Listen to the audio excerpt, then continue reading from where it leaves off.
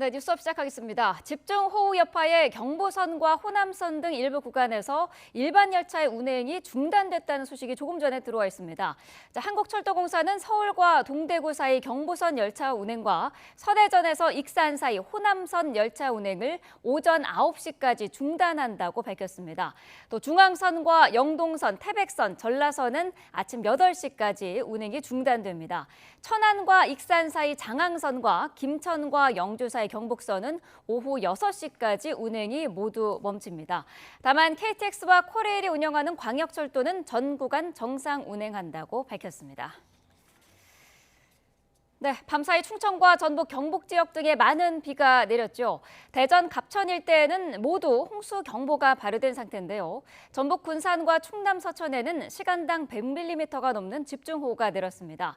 전북에서는 마을 주민이 고립돼 소방이 구조에 나섰고 충남 논산에서 오피스텔 지하 승강기에서 한 명이 숨진 채 발견되기도 했습니다. 현장에 나가 있는 취재기자 연결해서 자세한 내용 들어보겠습니다. 김기수 기자. 네, 대전 복명동에 나와 있습니다. 네, 밤사이 비가 많이 내린 상태였는데요. 지금 상황은 어떻습니까? 네, 새벽에 내린 강한 밑줄기가 지금은 소강 상태를 보이고 있습니다. 제가 있는 곳은 대전 만년교에서 유성온천역으로 가는 곳인데요. 도로 한쪽이 완전히 침수되면서 성인 정강이 높이까지 물이 차올라 거대한 바다로 변했습니다. 차가 지나다닐 때마다 파도가 치면서 물살이 밀려오기도 하고 있습니다. 대전과 충남, 세종에는 호우경보가 내려졌다가 해제됐습니다. 대전 갑천 만년교와 복수교, 인창교, 원천교에는 홍수경보가 내려졌는데 하천 수위는 조금씩 내려가고 있습니다. 금산 문안교에선 홍수 경보 수위를 넘어서면서 하천 범람으로 저지대 침수가 발생하고 있다며 고지대로 대피하라는 재난 문자가 발송되기도 했습니다. 대전 일대 하상도로와 주차장은 모두 통제된 상태입니다. 대전 용촌동에선 마을 주민 7명이 고립됐다는 신고가 접수돼 소방이 구조 작업에 나서고 있습니다. 밤사이 충남 서천과 부여 양화에는 시간당 100mm가 넘는 폭우가 쏟아졌습니다. 논산에서는 오피스텔 지하 2층 승강기에서 한 명이 숨진 채 발견됐습니다. 오피스텔 지하가 잠기고 있다는 신고를 받고 출동한 소방이 긴급 배수 작업을 벌이고 구조를 시도했지만 숨진 상태였습니다.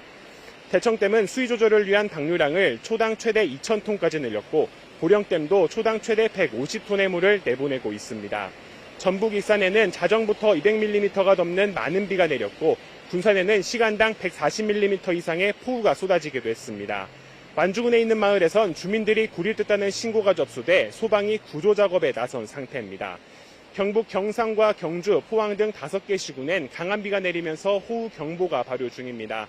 연이은 장맛비로 지반이 많이 약해져 산사태와 토사 유출염이 높습니다. 축대나 제방붕괴 등 피해가 없도록 주의해야겠습니다. 지금까지 대전 복명동에서 YTN 김기수입니다. 네, 오늘 새벽에 전북에 쏟아진 장맛비로 하천이 범람해 완주군 운주면 마을이 고립됐다는 신고가 접수됐었는데요.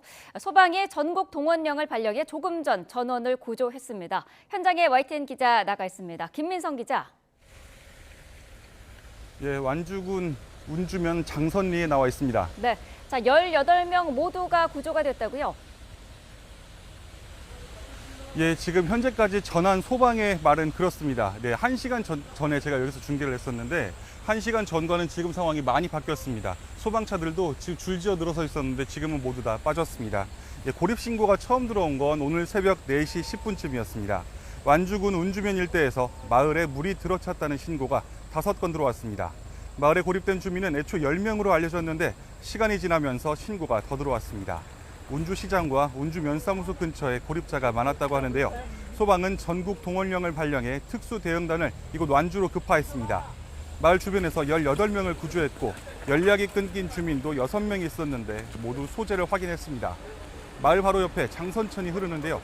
밤사이 폭우로 물이 많이 불어나 하천이 범람했거나 배수구를 통해 하천물이 역류해 고립 상황이 벌어진 것으로 보입니다. 장선천 근처 마을 곳곳에서 신고가 접수됐었습니다. 상황이 급격히 악화하면서 한때 주민 일부가 펜션과 음식점 옥상으로 대피했던 것으로 알려졌습니다. 추가 소식 들어오는 대로 전해드리겠습니다. 지금까지 완주에서 YTN 김민성입니다. 네, 전국 곳곳에 비 피해가 잇따르고 있습니다. 주택과 상가는 물론 차량도 물에 잠기고 산사태로 도로가 통제되기도 했는데요. YTN에 쏟아진 제보 영상을 취재기자 연결해서 자세히 확인해 보도록 하겠습니다. 김철희 기자. 네, 김철입니다. 네, 자 폭우 피해 상황 전해주시죠. 네, 먼저 YTN에 접수된 제보 화면 보면서 자세히 설명드리겠습니다. 먼저 오늘 새벽 1시 반쯤 전북 군산시 나운동 주택가 모습입니다. 폭우의 거리 전체가 물바다로 변한 모습을 확인할 수가 있습니다. 주차된 차량 바퀴 위까지 이미 물에 잠겼고 집안 모습 보시면 빗물이 흘러들면서 살림살이까지 피해를 봤습니다. 네, 이번에도 군산시 나운동입니다. 시간은 조금 지난 새벽 2시 40분 상황인데요. 도로가 거대한 강으로 변한 것처럼 물에 전체가 푹 잠겨버렸습니다. 도로 가운데 멈춘 흰색 차량이 보이는데 차 윗부분만 겨우 보일 정도입니다. 이번에는 오늘 새벽 1시 40분쯤 전북 군산시 신찬동에 있는 라이브 카페 모습을 보여드립니다. 제보자는 YTN과의 통화에서 화장실 하수구와 바닥 타일 사이에서 물이 역류했다고 설명했습니다. 갑자기 쏟아진 비에 출입문으로 물이 시냇물처럼 흘러 들어오고 있는데 이 때문에 가게 곳곳이 흙탕물로 뒤덮였습니다. 네, 다음으로 보실 화면은 오늘 새벽 3시쯤 전북 익산입니다. 도로에 물이 차오르면서 차가 힘겹게 앞으로 나아가고 있고 마트 모습도 곧 나올 텐데요. 빗물이 흘러들면서 상품이 진열돼 있던 바닥도 전체가 모두 엉망이 된 모습을 확인하실 수가 있습니다. 네, 이번에는 충남 서천군 판교면 새벽 3시쯤 상황입니다. 폭우가 만들어낸 거센 물줄기 때문에 집 근처로 물이 쏟아지면서 위태로운 모습이 보입니다. 비슷한 시각 대전 유선 방동저수지 근처 4번 국도에서는 산사태까지 났습니다. 흙더미가 도로를 덮치면서 통행에 차질이 빚어졌는데 다친 사람은 없는 것으로 파악됐습니다. 네, 추가 피해가 집계되는 대로 다시 소식 전해드리도록 하겠습니다. 지금까지 사회부에서 전해드렸습니다. 네, 전국 곳곳에 지난 밤사이 폭우가 내리면서 하천 수위가 급격하게 높아졌습니다. 충청과 전북, 경북 지역 등에서는 호우특보가 발령이 된 상태인데요. 주요 지역 CCTV를 통해서 하천 상황 살펴보겠습니다.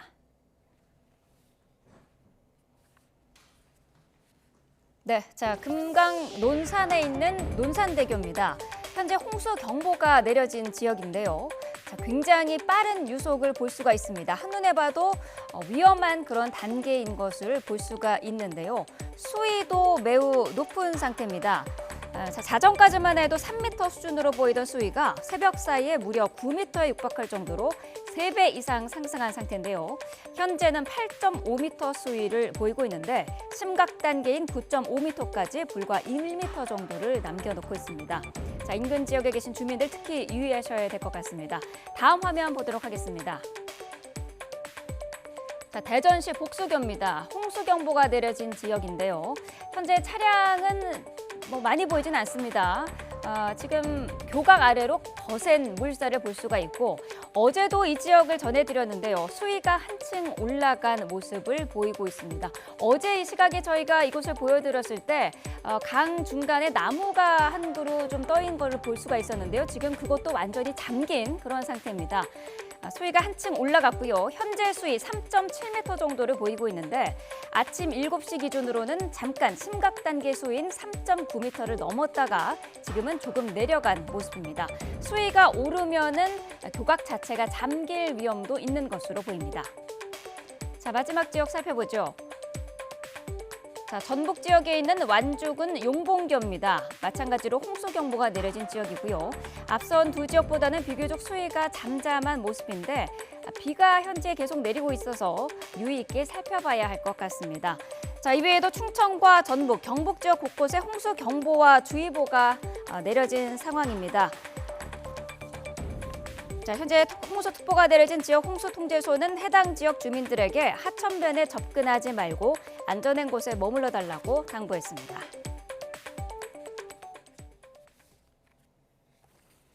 네, 홍수특보 내려진 지역 지금 이 시각 화면 보셨는데요. 보신 곳 말고도 금강과 낙동강 곳곳에 홍수특보가 내려져 있습니다. 지역 주민들 주의가 요구되는 지역 화면과 함께 보도록 하겠습니다. 자, 오전 7시 30분 기준 홍수특보 상황입니다.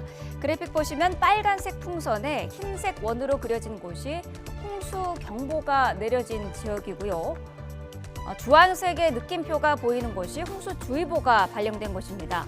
현재 충남 논산과 예산, 대전 일부 지역, 경북 상주 주변 대부분 하천에 홍수경보가 내려져 있는 모습을 볼 수가 있습니다. 자, 홍수경보 어떤 의미인지 알아보죠. 발령 지점의 수위가 기준치의 70%만큼 찬 상태인데요. 이후에 더 높아질 것으로 예상될 때 홍수경보가 발령됩니다.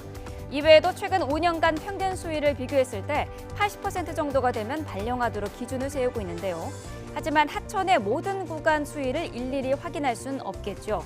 제방 정비 상황을 보고 필요하다면 홍수통제소 판단하에 선제적으로 내리기도 합니다. 홍수주의보는 경보보다는 낮은 단계입니다. 기존 수위 50%가 되거나 최근 5년 평균 수위 60%가 됐을 때 발령하는데요. 하천의 폭이 좁을 경우에는 수위가 비교적 급격하게 상승할 수 있는 만큼 주의보를 건너뛰고 바로 홍수경보가 내려질 수도 있습니다. 홍수특보는 홍수통제소 홈페이지에서 확인할 수 있습니다. 이동 중이라면 차량 내비게이션이나 지도 앱을 이용할 수도 있습니다. 특보가 발령된 지역 반경 1.5km 이내로 진입하게 되면 내비게이션 화면이나 음성으로 직접 안내가 되고 있으니 유의해서 들으셔야 하고요. 인근 지역에 있다면 각 홍수통제소에서 긴급 문자도 수시로 확인하셔야 합니다.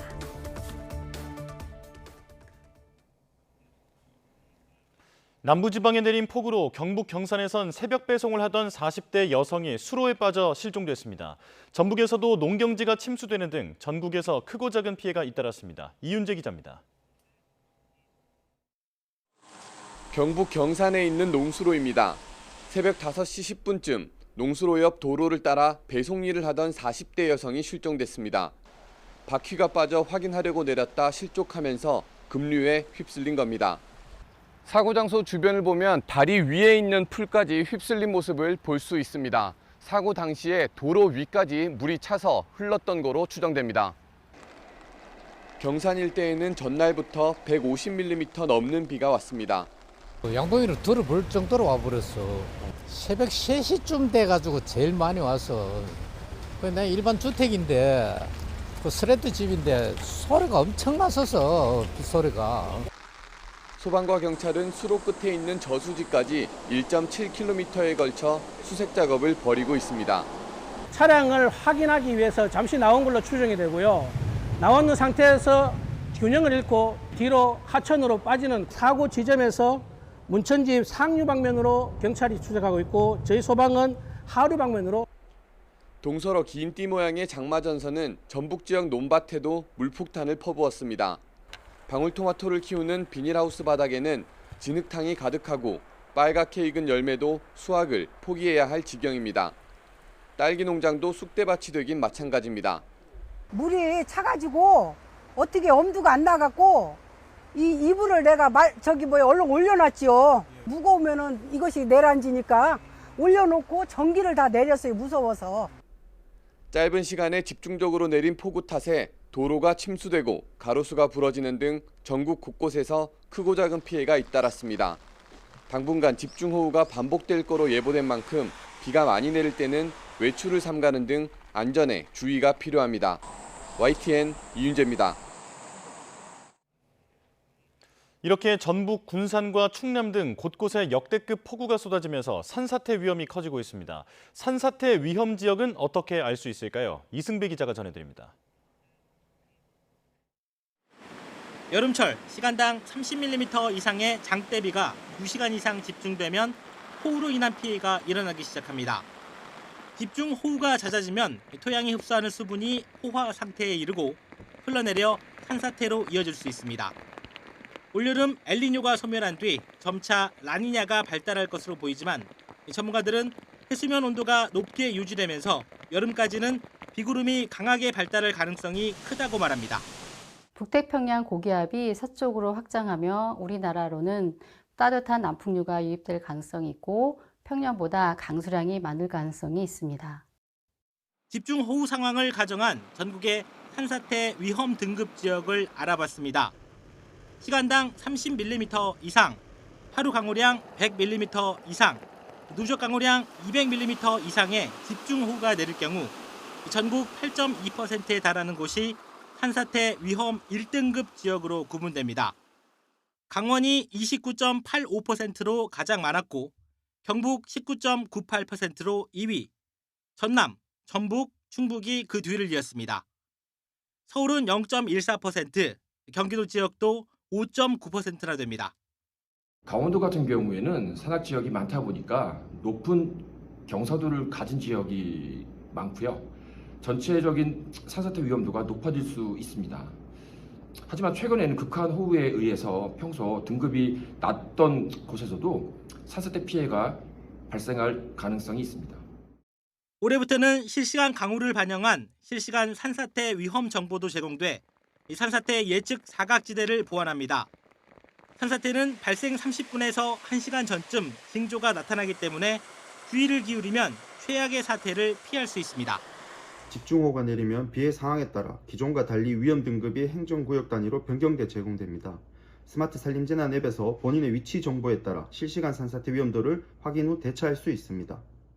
기후위기로 집중호우 강도가 세지고 있는 가운데 평소 안전했던 지역도 산사태 1급 위험 지역으로 돌변할 수 있습니다. 산사태 정보 시스템과 스마트폰 어플을 이용하면 주변의 산사태 위험도를 미리 확인할 수 있습니다. YTN 이승배입니다. 네, 조금 전에 들어온 경제 소식 전해드리겠습니다. 지난달 취업자 수가 2달 연속 10만 명을 밑돌았습니다. 통계청은 지난달 취업자 수가 2,890만 7천 명으로 지난해 같은 달에 비해 9만 6천 명 증가했다고 밝혔습니다. 올해 취업자 수는 1월과 2월 30만 명대 증가폭을 유지하다가 지난 3월 17만 3천 명으로 급감했고 4월에 20만 명대에 재진입했다가 5월 8만 명 증가에 그쳤습니다. 15세에서 29세 사이 청년층 취업자 수가 14만 9천 명 감소했고 60세 이상이 25만 8천 명 증가해 청년층 취업은 감소하고 고령층이 고용을 끌어올리는 상황이 계속됐습니다. 15세에서 29세 고용률은 46.6%로 1년 전 같은 달에 비해 0.4%포인트 하락했습니다. OECD 비교 기준인 15세에서 64세 고용률은 69.9%로 지난해 같은 달과 같았습니다. 실업률은 2.9%로 지난해 같은 달에 비해 0.2%포인트 상승했습니다. 몇 해 전부터 여름철 갑자기 많은 비를 뿌리는 도깨비 장마가 기승입니다. 폭우 구름이 옮겨다니면서 좁은 지역에 비를 퍼붓는 현상인데 예측이 어려운 만큼 평소 안전 수칙을 잘 숙지해 놓을 필요가 있습니다. 정현우 기자의 보도입니다. 기습적인 폭우에 근처 강물이 버무람하면서 14명이 목숨을 잃은 오송 지하차도 참사. 경북 예천에선 폭우와 산사태가 동시다발적으로 겹쳐 15명이 숨지기도 했습니다. 이렇게 지난해 6, 7월 장마철 호우에 목숨을 잃은 사람 수는 무려 49명에 달합니다. 좁은 지역에 예기치 못한 거센 비를 퍼붓는 도깨비 장마 현상도 지난해 피해를 키운 원인으로 지목됩니다. 예측하기 어려운 곳에서 갑자기 강력한 정남릉이 발달하면서 그냥 쏟아붓는 형태거든요. 예측하기 어렵다 보니까 이제 고스트라는 그런 표현을 갖다 많이 쓰는 거죠. 기습 폭우 가능성은 올해도 마찬가지입니다. 갑작스런 비에 대비해 안전수칙을 제대로 숙지해 놓을 필요가 있습니다. 계곡이나 강을 찾은 피서객들은 순식간에 물이 불어날 수 있는 만큼 호우 소식이 들리면 물놀이를 곧장 멈춰야 합니다. 야간에 텐트를 펼치는 장소도 유의해야 합니다. 물가 근처에 설치하고 쉬는 경우 함께 휩쓸려 갈 위험성이 큰 만큼 거리를 두는 것이 중요합니다. 산속에 있다면 산사태 위험까지 잘 대비해야 합니다. 호우 소식을 들으면 산행을 멈추고 신속히 능선을 따라 하산해야 합니다. 최대한 비탈면에서 떨어져서 내려오는 게 중요한데 경로상 하천을 건너는 게 불가피하다면 무리하지 않는 게 중요합니다. 도심에서도 방심해선 안 됩니다. 조금이라도 침수된 지하차도나 도로는 깊이나 상태를 확인할 수 없는 만큼 지나가선 안 됩니다. 특히 하수도나 맨홀 근처에선 휩쓸림 사고가 발생할 수 있어 더욱 유의해야 합니다. 자세한 집중호우 시 행동 요령은 국민재난안전포털 홈페이지나 안전디딤돌 앱에서 확인할 수 있습니다. YTN 정윤우입니다. 전해드린 것처럼 충청과 영남 지역을 중심으로 많은 장맛비가 내리면서 가옥 수십 채가 물에 잠기는 등 피해가 잇따랐습니다. 중앙재난안전대책본부는 그제부터 오늘 오전 6시까지 전국에서 가옥 49채가 물에 잠기고 6채가 반파됐으며 2,267세대의 주민 3,072명이 일시 대피했다고 밝혔습니다. 일시 대피한 주민 가운데 1,668명은 아직 집에 돌아가지 못하고 이 가운데 대부분은 마을 회관과 경로당, 학교 등 임시 주거시설에 머물고 있습니다. 도로에 토사가 유출되거나 하천 제방이 유실되는 등 공공시설물 피해는 195건, 농작물 침수나 농경지 유실 등의 피해 면적은 977헥타르로 집계됐습니다. 하상도로와 교량은 전국 219곳, 지하차도와 도로는 47곳에서 통제가 이루어지고 있습니다. 정부는 오늘 새벽 중대본을 1단계에서 2단계로 격상했고 현재 자치단체 공무원 등 전국에서 13,000여 명이 비상근무하고 있다며 인명피해 우려 지역에 대한 예찰 활동 등 안전관리가 철저하게 이루어질 수 있도록 하겠다고 밝혔습니다. 본격적인 장마가 시작된 가운데 고전압 배터리를 탑재한 전기차에 불안감을 느끼는 분들도 있습니다. 안전한 전기차 운행을 위해서는 무엇을 해야 할까요? 이 밖에 침수에 대비한 대처법을 박기환 기자가 알아봤습니다. 전기차 배터리는 대부분 차량 밑부분에 설치되어 있습니다. 승용차의 경우 바퀴의 3분의 1 정도만 물이 차올라도 배터리가 물에 닿게 되는데 이 때문에 누전 우려가 나옵니다. 하지만 방수 처리가 되어 있는 데다 혹시나 물이 배터리로 들어가더라도 안전장치가 마련되어 있습니다. 방수 및 기밀 처리가 다 되어 있기 때문에 그런 것들 걱정 안 하셔도 되고요. 습기나 이렇게 물이 차오르게 되면은 일단은 전원이 차단되기 때문에 안전상에는 문제가 없습니다. 다만 장마 기간에는 물이 묻어있지 않더라도 고압 전류가 흐르는 주황색 부품에 손을 대는 건 유의해야 합니다. 또 이렇게 야외에 설치된 전기차 충전소를 집중 호우 속에 이용하면 감전이나 벼락을 맞을 가능성도 있어서 가급적 실내 충전소를 이용해야 합니다. 이 밖에 장마철 집중 호우에 대비하는 사전 준비는 전기차와 내연기관차 모두 같습니다. 타이어 마모 상태와 브레이크, 와이퍼 등을 미리 점검해 혹시 모를 사고를 예방할 수 있습니다.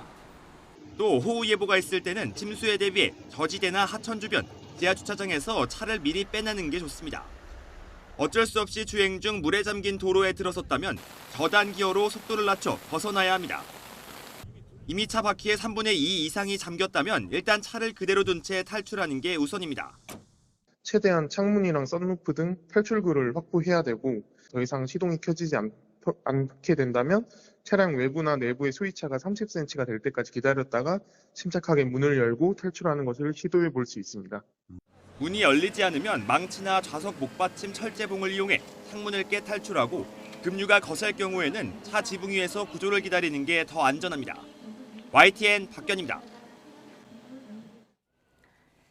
네, 현재 폭우 지역에서 주의할 점과 폭우로 인해 발생할 수 있는 여러 재난 상황에 대한 대비법 알아보겠습니다. 문현철 호남대 교수 겸 한국재난관리학회 부회장 연결되어 있습니다. 자, 교수님 나와 계시죠? 네, 안녕하세요. 네, 안녕하세요. 자, 충청 지역을 중심으로 지금 홍수특보가 확대하고 강화되고 있습니다. 홍수경보와 주의보 상황에서 어떤 점을 특히나 주의해야 될까요? 네, 어젯밤 많은 비가 내렸습니다. 밤잠을 설친 분들도 계실 거고요. 홍수주의보, 홍수경보가 발령이 되었습니다. 말 그대로 홍수주의보는 비가 지금 많이 왔기 때문에 매우 주의를 기울여야 된다라고 하는 것이고 가급적 바깥을 나가지 말아라라는 뜻입니다. 네. 그리고 홍수경보는 이건 아주 심각한 홍수 피해가 우려된다라는 것이고 모든 홍수 대응 시스템, 지역 재난관리 시스템, 국가 재난관리 시스템을 작동시키라는 그런 경고적 의미가 담겨 있다 이렇게 설명드릴 수 있겠습니다. 네, 자 어쨌든 주의보 이상인 상황에서는 바깥에 되도록이면 나가지 말아야 되는 그런 상황인 것 같은데 이렇게 홍수특보가 확대되면서 마을 고립 신고도 잇따르고 있습니다. 조금 전에 완주군에 고립됐던 주민 18명은 구조가 됐다라는 소식도 들어왔는데요. 이렇게 폭우로 고립이 된 경우에 자력으로 탈출하기보다는 구조를 기다리는 게 최선일까요? 그렇습니다. 그 이유는 네. 홍수로 범람돼서 지금 화면에 나오고 있습니다만은 물이 이렇게 맑은 물이 이렇게 맑은 물에 잠겨 있다면 저기 안에가 바라 보이겠지만 흙탕물이다 보니까 보이지 않습니다. 네. 그래서 그곳에 무슨 날카로운 물건이 있을 수도 있고 또 저희가 저 바닥이 파여 있을 수가 있고 또 급류가 휩쓸려 갈 수 있기 때문에 가급적이면은 가능하다면 어느 곳에 머무르면서 구조를 기다리는 것이 매우 지혜로운 것이다. 그렇게 설명할 수가 있겠고요. 네. 가장 중요한 것은 통신의 유지, 어느 구조기관과 소통을 하면서 또 그 구조를 기다리는 곳 상황을 설명하면서 구조를 기다리는 것이 가장 지혜로운 것이다. 이렇게 설명할 수가 있겠습니다. 네. 주택이 침수되는 거는 물론이고요. 도로가 물에 잠기는 등 도심 곳곳이 지금 물에 잠겨 있는 상태인데 이런 도시 홍수의 원인은 어떤 것들이 있을까요? 네, 가장 큰 것은 강수량의 증가, 집중호우의 증가, 기후위기 이런 요인들이 가장 그런 기후환경적 요인이고요. 두 번째 그 도시 침수 홍수가 많은 두 번째 이유는 도시의 밀접한 도시의 어떤 과밀한 개발, 콘크리트, 아스팔트 등으로 온 도시가 뒤덮여 있어서 물이 흡수될 수 있는, 물이 지하로 이렇게 흡수될 수 있는 그런 환경이 전혀 마비된 것이고, 도시의 인구가 과밀하게 살면서 또 과도한 과밀한 개발 이런 것들이 도시 홍수를 촉발시키고 있다. 도시 홍수를 가중시키고 있다. 이렇게 설명할 수가 있겠습니다. 네. 자, 지금 비가 많이 오고 있는 지역을 중심으로 차도가 물에 잠긴 제보 화면이 계속해서 들어오고 있는데요. 운전자의 경우에 도로에서 침수 지역을 만났을 때는 어느 정도 물이 도로에 차오르면 지나가지 말아야 하는지 판단 기준이 좀 있을까요? 네. 가장 현실적인 판단 기준은 침수 지역을 운행할 때 운전자 행동 요령으로서 가장 현실적인 것은 몇 센치가 찼을 때 탈출해야 된다. 이것은 매우 비현실적입니다. 왜냐하면 우리가 운전할 때 물이 몇 센치 이렇게 잠기는지 알 수가 없고 대부분 흙탕물이기 때문이죠. 네. 자, 그런데 이때 상식을 작동시켜야 됩니다. 지금 이 정도는 위험하겠다라는 판단이 드는 그 기준이 바퀴가 절반 정도 물에 잠긴다라고 한다면 이때는 더 이상 운전해서는 안 되고 과감하게 차를 포기하고 대피해야 된다. 네. 이렇게 설명할 수가 있겠습니다. 바퀴가 절반 이상 그리고 3분의 2 가까이 갈 때는 네. 그래서 바퀴가 절반 이상 잠긴다고 한다면 탈출의 마음을 준비를 해야 되고 이제 머뭇거리지 말고 정말 마지노선으로 탈출해야 될 때가 바퀴가 3분의 2 이상 잠겼을 때는 네. 모든 것을 포기하고 과감하게 탈출해야 된다. 이렇게 설명할 수가 있겠습니다. 네. 자, 바퀴가 절반 이상 물에 잠길 경우에는 일단은 탈출을 해야 된다라고 말씀을 하셨는데 저희가 다음 제보 화면을 좀 보도록 하죠. 다음 제보 화면이 지금 물에 도로가 지금 가득 차 있는 상태에서 차량을 운행하고 있는 그런 모습인데 자, 이렇게 물이 굉장히 많이 차 있고요. 차선 자체가 보이지 않고 있습니다. 지금 옆에 지나가는 차도 일단은 가다가 이거 안 되겠다 싶었는지 중간에 브레이크를 밟고 멈추는 그런 화면도 볼 수가 있거든요. 자, 일단은 저 정도로 일단은 진입은 했더라도 내가 생각한 것보다 물이 좀 빠르게 차오른다 싶으면은 일단은 내려야 되는 건가요? 예, 그렇습니다. 지금 방금 화면에 저 운전자는 매우 지금 위험한 시도를 하고 있다라고 보여집니다. 네. 말씀하신 대로 배터리를 비롯한 여러 가지 부품들이 차 안에 있지만 이보다 또 더 중요한 것은 여러 가지 벨트류를 비롯해서 엔진을 가동시키기 위한 흡입구 같은 것들에 물이 흡입구 같은데 이렇게 참 진입하게 됐을 경우에는 엔진이 멈춰버릴 가능성이 있기 때문에 네. 저렇게 물을 밀고 가는 것은 바람직하지가 않다. 더 낮은 속도로 가장자리 쪽으로 차를 옮겨서 네. 바로 내리는 것이 바람직하다. 이렇게 설명할 수가 있겠고요. 네. 물이 바퀴가 벌써 절반 정도 차기 시작하면 방금과 같은 저런 현상들이 엔진룸으로 심하게 물이 이렇게 밀려 들어가기 시작하기 때문에 네. 최소한 마지노선으로 3분의 2 이상 정도가 잠겼다라고 하면 바로 탈출을 해야 됩니다. 엔진룸에는 여러 가지 전기적 장치와 엔진 기계류 장치들이 있기 때문에 네. 저렇게 물을 밀고 가는 것은 바람직하지가 않다. 이렇게 네. 설명할 수가 있겠고요. 또 특히 전기 자동차는 더더욱 각별히 주의해야 된다. 그래서 전기 자동차는 물이 이렇게 비가 많이 오거나 저렇게 침수 지역에는 전기 자동차는 더더욱 각별히 저렇게 침수 지역에 진입해서는 안 된다. 이렇게 설명할 수가 있겠습니다. 네, 운행을 하지 않더라도요. 주차는 어떻습니까? 이렇게 폭우가 예고된 상황에서 지하나 지상 주차 같은 경우에는 어떻게 해야 좀 더 안전할까요? 예, 네. 역시 이것 또한 우리가 상식에 기인해 봐야 됩니다. 지하 시설에는 물이 밀려들 수가 있고 침수될 수가 있죠. 네. 자, 그렇다면 우리는 비가 많이 올 때는 차를 어디에 주차해야 될까요? 네, 가급적 지상에 주차하는 것이 바람직하다. 지하 주차장으로 들어가지 않는 것이 바람직하다. 단, 지하 주차장이 충분한 배수 시설과 충분한 침수 방지 시설이 충분히 갖추어져 있고 저지대가 아니라면 지하 주차장에 주차를 하는 것도 괜찮을 수 있지만 가급적 지상에 주차하는 것이 바람직하다. 이렇게 당부 말씀을 드릴 수가 있겠습니다. 네, 지하차도 같은 경우요. 혹시나 이 호우특보가 나올 때 현장 통제가 가능한 자동 차단 장치 이게 설치가 되는 게 논의되기도 했는데 실제로 설치가 된 것은 많지 않다고요. 네, 그 자동 차단 시설을 설치하는 데는 상당히 시간이 좀 필요로 하는 걸로 알고 있습니다. 네. 설계해야 되고 또 여기에 여러 가지 뭐 전기적 그런 센서적인 시설들을 설치를 해야 되기 때문인데요. 근데 우리가 간과해서는 안 되는 것은 자동 차단 시설을 설치하는 것이 전부냐?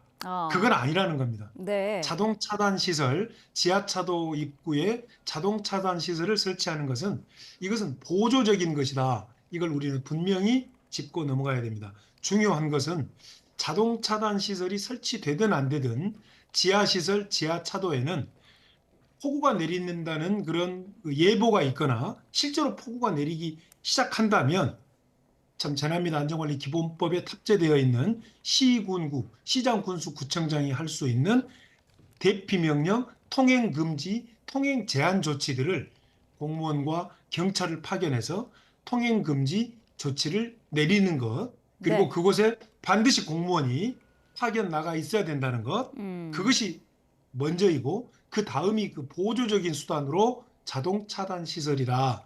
이렇게 저는 강조하고 싶습니다. 네. 주택이 침수됐다는 제보도 들어오고 있는데 집 안으로 물이 들어오기 시작하면은 막으려기보다는 일단은 밖으로 대피하는 게 좋을까요? 아주 중요한 말씀이신데요. 벌써 특히 이제 빗물이 집으로 밀려들기 시작한다는 얘기는 바로 반지하인 경우가 많다는 얘기입니다. 이 빗물이 밀려들기 시작한다는 얘기는 매우 위험한 상황입니다. 이때는 모든 걸 포기하고 일단 바깥으로 대피해야 된다. 네. 바깥으로 나와야 된다. 이것이 나의 목숨을 살리기 위한, 나의 가족을 살리기 위한 생존의 유일한 비결이다. 이렇게 설명할 수가 있겠고요. 이러한 그 반지하 시설들 또는 침수 위험 주택 지역들은 각 시, 군, 구 동사무소에서 다 파악하고 있습니다. 네. 폭우 예보가 내린다면 이런 그 반지하 또는 침수 주택 위험 지역들을 반드시 폭우 예보 시에 대피 명령을 내려서 각 동마다 설치되어 있는 그런 재해 구호 시설, 대피 시설로 대피를 일단 시키는 것이 가장 지혜로운 조치다. 이것이 바로 지역 재난관리 시스템을 작동시키는 것이다. 이렇게 저는 강조하고 싶습니다. 네, 이렇게 반지하 같은 이 지대가 낮은 지역의 주택 같은 경우에는 물막이판, 이런 침수 방지 시설을 설치하면 좋을 것 같은데 이거는 지금 설치 현황이 어떻습니까? 네, 지금 그 물막이판이라고 하는 물이 밀려드는 방지 시설을 방지 시설의 설치율이 아직은 좀 낮다고 나오고 있습니다. 또 네. 어느 곳에서는 집 주인들이 이 침수 방지 물막이판을 설치하면 집값이 떨어진다는 이유로 설치를 꺼리거나 회피하고 있다라고 하는데 이건 매우 어리석은 판단입니다. 자, 물막이판을 설치해 놓으면 이곳은 침수 위험을 막습니다라고 하는, 바꿔 말하면 안전을 상징하는 것입니다. 네. 그렇기 때문에 오히려 그 집은 찾는 사람이 많을 것이다. 이렇게 좀 설명을 할 수가 있고요. 네. 또 하나는 시군구에서는 행정 지도로 이곳은 안전하게 하기 위해서는 침수 위험이 있으니 물막이판을 설치해야 된다는 법에 근거한 강제적인 조치나 행정 지도를 할 필요가 있고 민법상으로는 임대인의 선량한 관리자의 의무로서 이 임대 건축물의 그런 안전을 위한 침수 방지 물막이판을 설치하는 것은 임대인의 의무이고 임차인은 설치를 요구할 수 있는 것이 권리이다. 네. 이렇게 설명할 수가 있겠습니다. 네, 이 물막이판 설치는 아무래도 비용이 좀 드는 문제이기 때문에 이것까지 설치는 못하더라도요. 침수를 막는 데 좀 도움이 될 만한 방법이 있을까요? 네, 침수를 막는 데 도움이 될 만한 것은 일단 그 건축물이 빗물이 몰려들 수 있는 낮은 지역에 위치하고 있다는 점이 가장 큰 문제입니다. 네. 그렇기 때문에 침수가 발생할 가능성이 있다는 얘기는 비가 많이 온다는 얘기고, 그렇다면 비가 많이 온다는 것은 예보를 통해서 어느 정도 알 수 있기 때문에 비가 많이 오면 일단은 대피라는 것이 가장 바람직하고요. 네.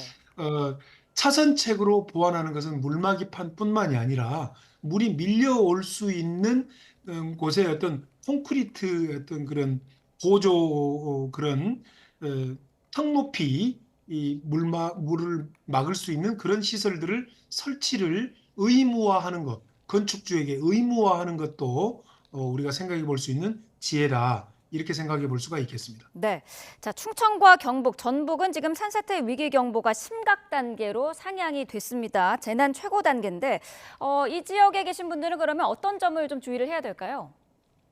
예, 사실상 우리가 폭우가 내렸을 때 홍수보다도 더 위험한 것이 산사태입니다. 왜냐하면 우리나라 국토의 63%가 산지이고요.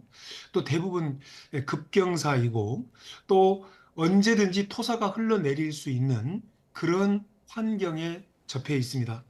자, 그런데요. 이 산사태가 발생하는 원인은 크게 두 가지입니다. 지진과 폭우인데요. 네.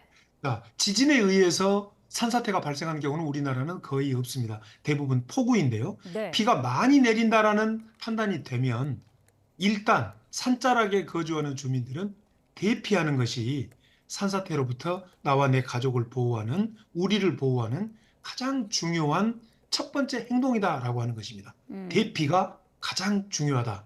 이렇게 설명할 수가 있겠습니다. 네. 자, 우리나라 산사태는 대부분이 폭우 때문이다라고 말씀을 해주셨는데 폭우로 이렇게 지반이 많이 약해진 경우에 다시 정상적인 지방 상태로 돌아오기까지는 보통 얼마 정도 걸릴까요? 네, 좋으신 질문입니다. 예, 우리가 보통 폭우가 멈추면 이제 모든 산사태 위험으로부터 그냥 해방된 것처럼 그렇게 생각하는데 전혀 그렇지 않습니다. 네. 예를 들어 보겠습니다.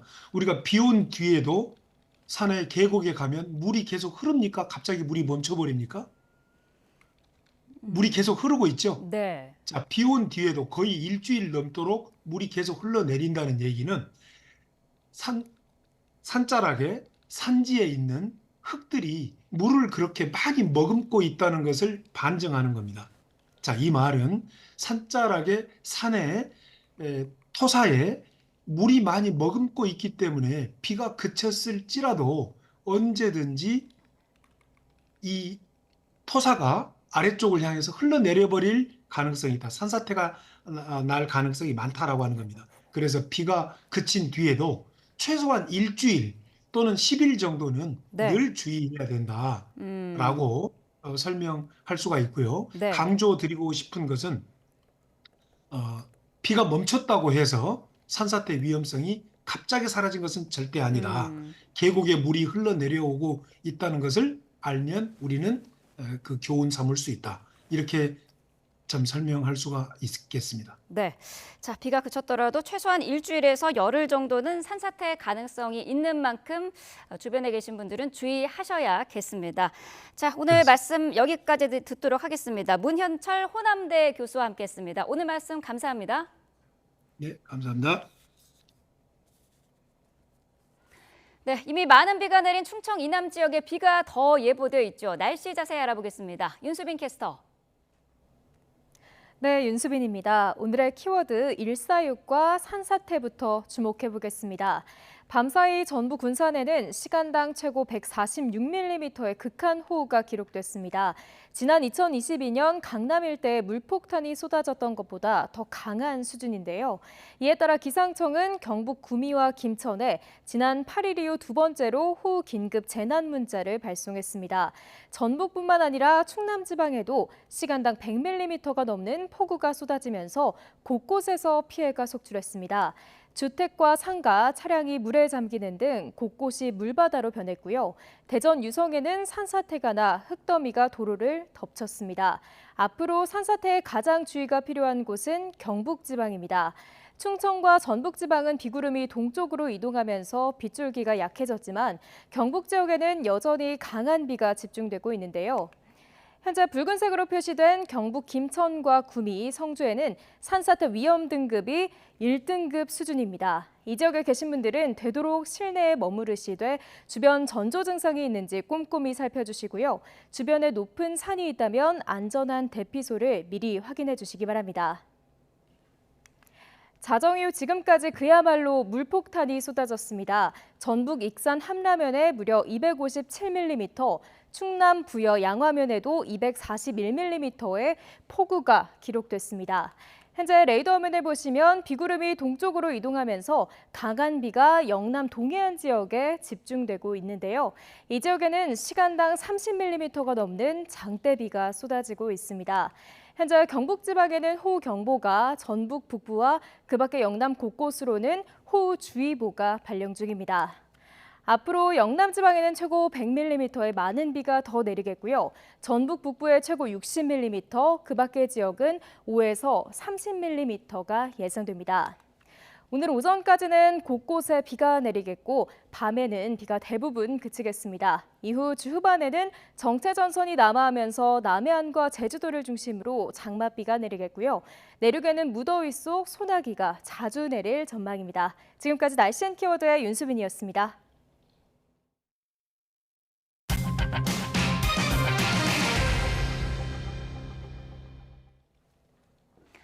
나토 정상회의 참석을 위해 미국을 방문 중인 윤석열 대통령이 미국 하와이에 있는 미 인도태평양 사령부를 방문했습니다. 윤 대통령은 북한을 무모한 세력이라고 비판하면서 한미 동맹과 연합 방위 태세 강화를 강조했습니다. 순방에 동행한 취재기자 연결하겠습니다. 신윤정 기자.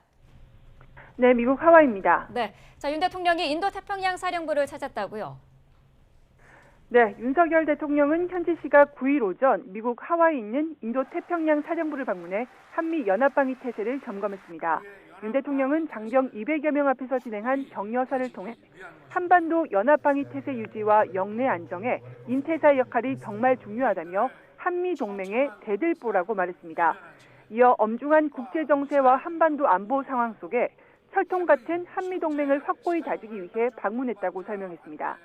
윤 대통령은 북한을 향한 강력한 메시지, 특히 최근 러시아와 조약을 맺은 점을 비판했는데요. 북한이 러시아와 불법적인 무기 거래는 물론 포괄적 전략 동반자 조약을 맺으며 국제사회의 우려를 더욱 심화시키고 있다고 말하면서 강력한 힘으로 대응해야 한다고 강조했습니다. 윤 대통령의 격려사 들어보겠습니다. 지난달에는 러시아와 포괄적 전략적 동반자 관계에 관한 조약을 체결하고 군사 경제 협력을 강화하여 국제사회의 우려를 더욱 깊게 하고 있습니다. 이러한 무모한 세력으로부터 우리의 자유와 민주주의, 경제적 번영을 지켜내기 위해서는 강력한 힘과 함께 가치 공유국 간의 연대가 필수적입니다. 윤 대통령은 격려사에 앞서 사무엘 파파로 사령관과 만나 한반도와 영내 주요 안보 현안에 대해 의견을 나눴는데요. 이 자리에서도 북한의 핵 미사일 능력 고도화와 지속적인 도발 속에서 어느 때보다 확고한 연합 방위 태세가 중요하다면서 한미 군사당국 간 더욱 긴밀한 공조를 당부했습니다. 우리 현직 대통령의 인태사 방문은 지난 1995년 김영삼 전 대통령이 당시의 태평양 사령부를 방문한 뒤 29년 만입니다. 네, 하와이 방문은 이번 일정으로 마무리가 되고 이제 워싱턴 DC로 이동한다고요? 네, 그렇습니다. 윤 대통령은 현지 시각 10일부터 이틀간 미국 워싱턴 DC에서 열리는 북대서양 조약기구 나토 정상회의에 참석합니다. 이 회의 참석을 계기로 일본을 포함해 10개국 이상 국가 정상과 양자회담을 추진 중이라고 대통령실은 밝혔는데요. 대통령실 고위 관계자는 독일과 캐나다, 네덜란드, 일본, 영국 등과 매우 적극적으로 양자회담 논의가 진전된 상태라고 말했습니다. 윤 대통령과 기시다 후미오 일본 총리 간 회담이 성사될 경우 최근 체결된 북러 조약과 북한의 계속된 도발 등에 대한 대응책을 포함해 동북아 정세를 놓고 의견을 교환할 것으로 보입니다. 윤 대통령은 나토 정상회의 참석과 함께 인도태평양 4개국 파트너 회의, 바이든 부부 주최 만찬 등 12개 정도의 부대 행사도 치를 예정입니다. 지금까지 미국 하와이에서 YTN 신윤정입니다. 윤석열 대통령이 최상병 특검법에 제2요구권을 행사했습니다. 대통령실은 야당이 일방적으로 밀어붙인 특검법이 이제는 철회돼야 한다면서 해병의 안타까운 순직을 더는 악용하지 말라고 비판했습니다. 강희경 기자가 보도합니다. 윤석열 대통령이 최상병 특검법에 다시 한번 제2요구권, 즉 거부권을 행사했습니다. 북대서양 조약기구, 나토 정상회의 참석 등을 위해 미국을 방문 중인 만큼 전자결제 방식으로 제2요구안을 제가했습니다.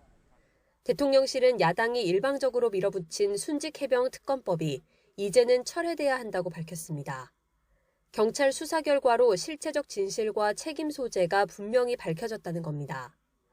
또 나라의 부름을 받고 임무를 수행하다 숨진 해병의 안타까운 순직을 정치적 의도를 갖고 악용해선 안 된다고 지적했습니다. 그러면서 다시 한번 순직해병의 명복을 빌고 유족에게 깊은 위로의 말씀을 전한다고 덧붙였습니다. 제가에 앞서 한덕수 국무총리도 국무회의를 열고 위헌에 위헌을 더한 특검법은 해결책이 될 수 없다고 비판했습니다.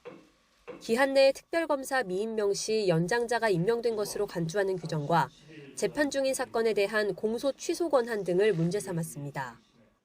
여야 간 대화와 합의의 정신이 복원되어 거대 야당의 입법 독주와 정부의 제2요구권 행사가 이어지는 악순환이 종결되기를 염원합니다.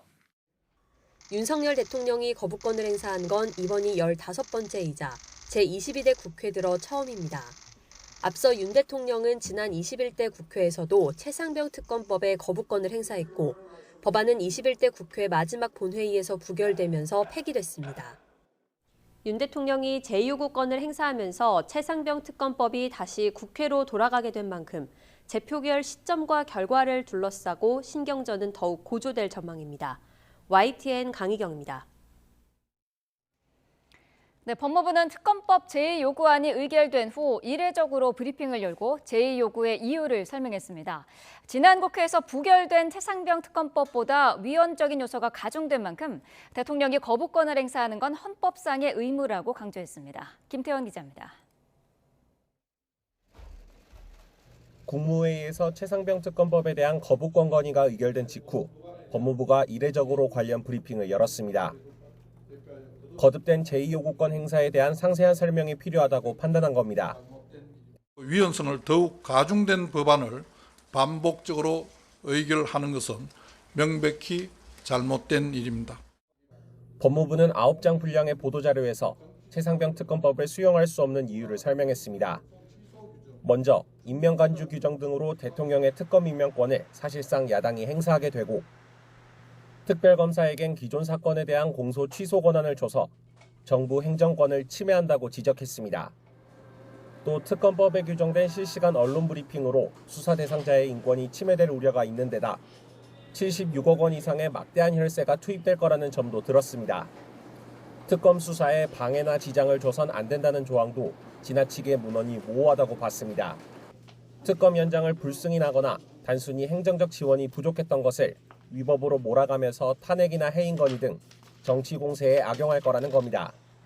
경찰과 검찰, 공수처가 독자적으로 수사를 진행하고 있는 만큼 특검 도입이 필요한 예외적 상황이 아니라는 게 정부 시각입니다. 대통령에게 자신에게 대한 수사를 막기 위하여 제2요구권을 행사한다는 프레임을 더 씌우고자 하는 정치적 목적이 아닌지 실로 의심스럽습니다. 정부는 또 헌법 수호의 책무를 지닌 대통령이 위헌적 법률을 막기 위해 제2요구권을 행사하는 건 권한인 동시에 의무라고 강조했습니다. YTN 김태원입니다. 국회 법제사법위원회에서 더불어민주당 주도로 윤석열 대통령 탄핵소추 국민청원을 심의하기 위한 청문회가 열리게 됐습니다. 국민의힘은 조잡한 청원 사유를 핑계로 청문회를 연다면 역풍이 불 것이라며 반발했습니다. 이준엽 기자입니다. 여야가 함께하는 두 번째 법제사법위원회 회의. 이번에도 팽팽한 기싸움은 빠지지 않았습니다. 정경호 위원장님, 식사 잘하셨죠? 발언을 중지합니다. 왜 중지합니까? 국회법 145조 2항은 국회의원이 질서를 어지럽혔을 때 발언을 중지할 수 있고 퇴장을 시킬 수 있다 이렇게 되어 있습니다. 핵심 안건은 민주당이 추진하는 윤 대통령 탄핵소추 국민청원을 검토하기 위한 청문회 실시 계획안으로 현재 130만 명 이상 동의를 얻었습니다. 청원인은 최상병 순직 사건 수사 외압 의혹과 명품 가방 수수 의혹, 전쟁 위기 조장 등을 탄핵 사유로 내걸었습니다. 정청래 위원장이 관련 토론을 강제 종료하고 이에 반발한 여당 의원들이 퇴장한 가운데 야당은 최상병 순직 1주기인 19일에 이어 26일에도 청문회를 열기로 단독 의결했습니다. 임성근 전 사단장 등 최상병 사건 핵심 인물들은 물론 김건희 여사와 최은순 씨 모녀까지 증인 39명과 참고인 7명이 채택됐습니다. 채택된 증인은 불출석 시 국회에서의 증언 감정 등에 관한 법률 제12조에 따라 처벌될 수 있음을 유념하여 주시기 바랍니다. 애초 오는 20일까지인 청원 동의가 종료된 뒤 청문회 실시 여부를 검토하려던 민주당이 논의에 속도를 낸 이유로는 검사 탄핵안에 대한 부정적 여론을 꼽는 분석도 나옵니다. 실제 민주당은 검사 탄핵안을 후순위로 미뤄둔 상태입니다. 윤 대통령 부부를 향한 공세로 시선을 돌려 국면 전환을 꾀한다는 전략인 셈인데 조국 혁신당 역시 검사 탄핵엔 신중론을 공유한 것으로 전해졌습니다. 김건희 여사께서 얼마 전에 그 문자로 대국민 사과를 해도 되느냐 한동훈 전 비대위원장과 이렇게 문자를 남기셨다는데 이렇게 공개된 자리에서 국민 여러분께 국민의힘은 민주당이 아니면 말고식 카더라 수준의 의혹만으로 정치 선동을 위한 청문회를 강행하려 한다며 날을 세웠습니다. 특히 대북 확성기 재개 등 조잡한 청원 사유를 핑계로 탄핵 제도 자체를 희화화하고 있다면서 광기 어린 정치 폭력이라고 맹비난했습니다. 대통령에 대한 탄핵 추진이 불러올 정치적 파장과 역풍은 물론 탄핵 정치를 탄핵해야 한다는 국민의 분노까지도 각오해야만 할 것입니다. 이번 윤 대통령 탄핵 청원 청문회로 검사 탄핵에 이어 민주당이 탄핵 드라이브에 본격 시동을 걸었다는 지적도 나오는데 여야 갈등의 골을 깊게 하는 최대 쟁점으로 떠오르고 있습니다. YTN 이준엽입니다. 네, 명품 가방 수수 사건으로 검찰 수사를 받는 김건희 여사 측이 침묵을 깨고 적극적인 해명에 나섰습니다. 명품 가방을 건넸던 최재형 목사가 악의적으로 사실관계를 왜곡하고 있다고 주장했습니다. 신지원 기자가 보도합니다. 김건희 여사 측 변호인은 윤석열 정부 대통령실 행정관 출신으로 지난 5월 정식으로 선임됐습니다. 그동안 신중한 입장이었지만 최근 수사 상황이 언론에 보도되고 있는 만큼 이제는 실체를 알릴 때가 됐다며 입을 열었습니다. 김 여사 측 변호인은 우선 명품 가방을 건넨 최재형 목사가 몇 가지 중요한 사실관계를 왜곡했다고 지적했습니다. 여사님한테 직접 말한 바도 없고 청탁한 사실 자체가 없는 거고요. 통일TV 같은 경우에는 가방을 전달한 날로부터 거의 10개월 정도 있다가 한 거기 때문에 시간상 괴리가 너무 큽니다. 그리고 또 최 목사가 김 여사와 주고받은 메시지를 악의적으로 편집해 검찰에 제출했다고 밝혔습니다. 이에 대해 최 목사 측은 김 여사의 사생활을 고려해 필요한 내용만 제공한 것이라며 지인의 국립묘지 안장 등 일부 청탁은 비서를 통하긴 했지만 비서가 김 여사와 직접 의논했을 가능성이 있다고 주장했습니다. 김 여사 측 변호인은 윤석열 대통령 부부가 명품 가방뿐 아니라 고가의 양주 등 다른 선물을 받았다는 의혹도 반박했습니다. 대통령님은 당연히 모르셨죠. 신원이 확실하지 않은 사람이 준 액체류를 갖다가 먹을 수 있을 것 같아요? 먹지를 못해요. 그거는 그냥 직원들이 관리를 하는 거지 대통령 내분들이 다 할 수는 없어요. 또 최 목사의 요청은 직무에 관한 청탁이 아니라 단순한 민원 수준이었다며 알선수재 등 관련 혐의 역시 모두 부인했습니다. 양측 주장이 엇갈리는 가운데 검찰은 조만간 관련 증거 조사를 마치는 대로 김 여사에 대한 서면이나 소환, 방문 조사 여부를 결정한다는 방침입니다. YTN 신지원입니다.